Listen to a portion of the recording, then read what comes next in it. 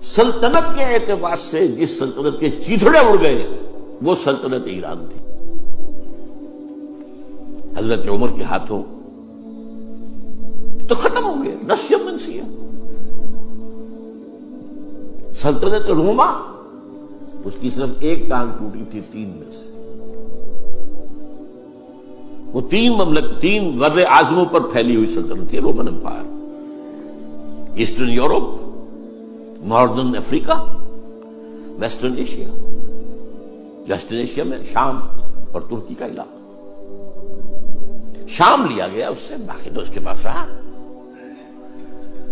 مشرقی یورپ بھی رہا، شمالی افریقہ بھی رہا. وہ رفتہ رفتہ بعد میں جو ہے گیا، لیکن یہ کہ اصل میں جو ہے پہلے مرحلے میں اس کی ایک ٹانگ ٹوٹی. لیکن ایران کا خاتمہ ہو گیا اور ایرانی بے انتہا نسل پرست، ان میں اپنی ریشیل سپیریورٹی کا بہت احساس ہے، نسلی برتری کا. اپنی تاریخ پر بہت ناز ہے. شہنشاہیت کی تاریخ جو کہ خسرو سے شروع ہوتی ہے، سائرس سے، پھر ڈیریس جیسا عظیم فاتح.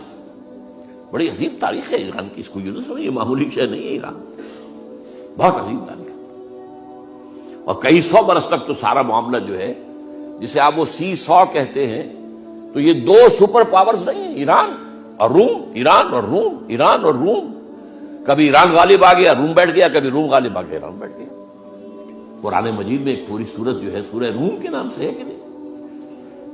الف لام میم غلبت الروم فی ادنی الارض وهم من بعد غلبهم سیغلبون فی بضع سنین.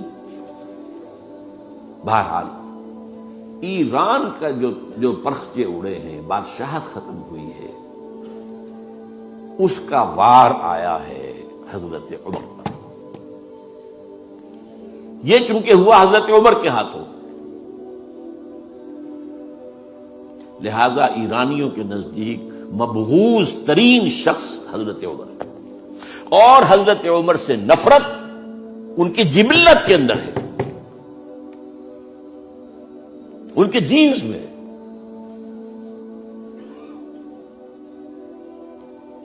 چنانچہ کس نے شہید کیا حضرت عمر کو؟ ابو لؤلؤ فیروز، ایک ایرانی غلام تھا حضرت مغیرہ کا رضی اللہ تعالی. اس نے آ کر حضرت عمر سے شکایت کی کہ حضرت مغیرہ جو ہے ان سے مکاتبت میں کر رہا ہوں، وہ مجھ سے بہت زیادہ پیسے مانگ رہے ہیں. مکاتبت یہ تھی کہ غلام طے کر لیتا تھا کہ میں کمائی کر کے تمہیں اتنے پیسے دے دوں گا تو مجھے تم آزاد کر دینا. مکاتبت کہلاتا تھا. وہ اتنے پیسے مانگتے ہیں، بہت زیادہ زیادتی کر رہے ہیں. حضرت عمر نے پوچھا کہ تم کیا کیا کام جانتے ہو؟ اس نے گنوایا میں یہ بھی جانتا ہوں، یہ بھی جانتا ہوں، یہ بھی جانتا ہوں.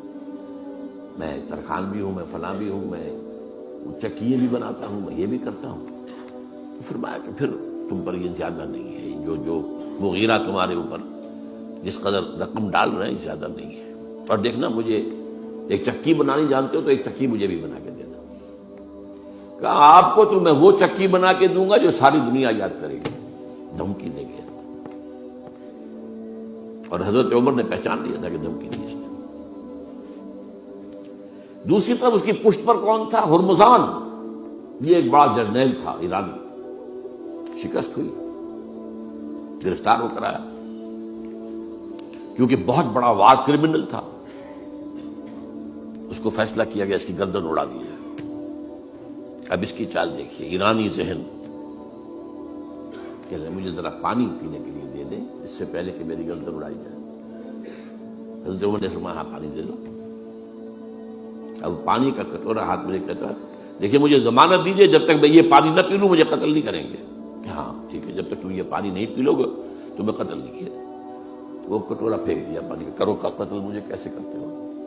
تو یہ پانی تو میں نے نہیں پیا. چھوڑنا پڑ گیا اس کو. زبان کی بات تھی. وہ